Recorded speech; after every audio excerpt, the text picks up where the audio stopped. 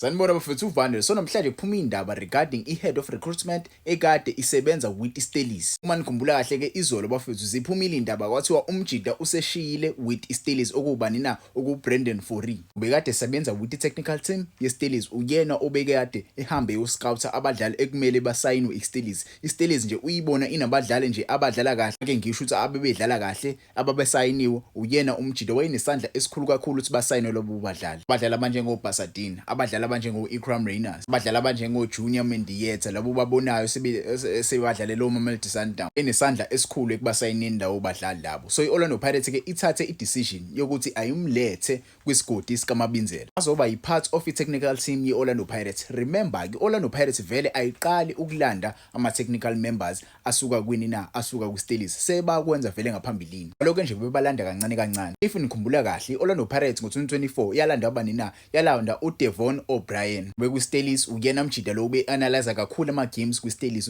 iStelis ama-games esizowadlala sizowadlala kanjani, yabo. Orlando Pirates yamla yaphinda futhi yalanda omunye, yabo, okuRaon Rust, umjida ubekwiStelis naye Orlando Pirates ke yamlanda. Isilande another technical member eyesithathu ke manje. Lona ke uhlukile uyi-head of recruitment. I'm sure abantu abaningi bayibuza ukuthi kahle kahle yini i-head of recruitment ihluke ngani ne-sporting director. Kuhlukile ke kufana, yabo, kucishe kufana kodwa ke akufani because yena uzokwazi a-reporte kwi-sporting director, uzoreporta kulo muntu lo akumele athenge abadlali. Seke i-sporting director sikwazi ukuthi sikhulume ne-board Orlando Pirates ukuze kukwazi ukuthi kuthengwe labo badlali labo. Yena uzoqhamuka ne-data ukuthi labadlali labo badlala kanjani. Let's say mhlawumbe Orlando Pirates idedela umdlali, let's say sidedela uMbokazi, ukuze ke njengoba simdedela uMbokazi, uma singakamdedeli imuphi umdlali yabo, esomreplacer ngayo, yena kungena lapho lo mjida. Because mebechaza la bayasho ukuthi ke i-head of recruitment ebholweni umjida oscoutayo, umjida qhamuka ne-strategy sokuthenga abadlali and ureporta kwi-management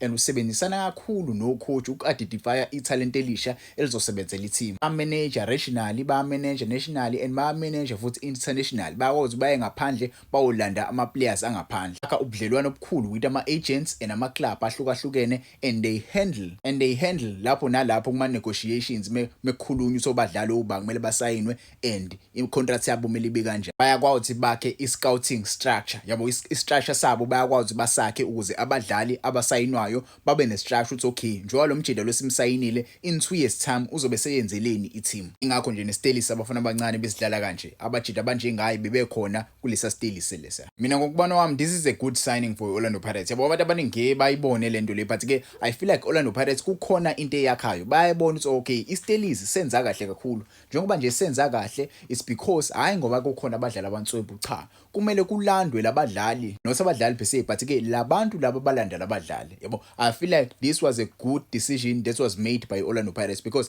remember iStelis njengoba singenayo nje imali eningi ukuthi sithenga abanye abadlali, Orlando Pirates remember inayo leyo mali ukuthi kuthengwe leyo badlali labo. So uma unalabantu laba bakwazi ukuthi ba-identify italente, bakwazi babheke, baye internationally, baye continentally, bayobheka abadlali abazodlala for Orlando Pirates. Lokho kuzoyisebenzela Orlando Pirates because iyashoda lapho nalapho kakhulu nje ku-striking position. Ku-striking position kushoda i-striker esizokwazi ukuthi ke sibe yileso striker leso esivunyiwe ngokuthi sishaye inqaku. So if unabantu abakanje abalwaziyo udaba lwabo, abantu abazokulandela i-striker sangempela sishaya amanqaku, ngalapho ngempela unabantu aba-right kakhulu for i-team. Buka nje balande ubani, balande uMabasa, balande uNda, balande uKotisang, yabo, on short space of time balande abadlali abaningi kanje, yabo. So ukuhamba kwakhe azojoin Orlando Pirates, lokhu kuzoba right for Orlando Pirates. But ke ngingezwe ngawe wena, how do you feel regarding this decision eyenziwe Orlando Pirates? Because akusiyona decision encane, it's a big decision because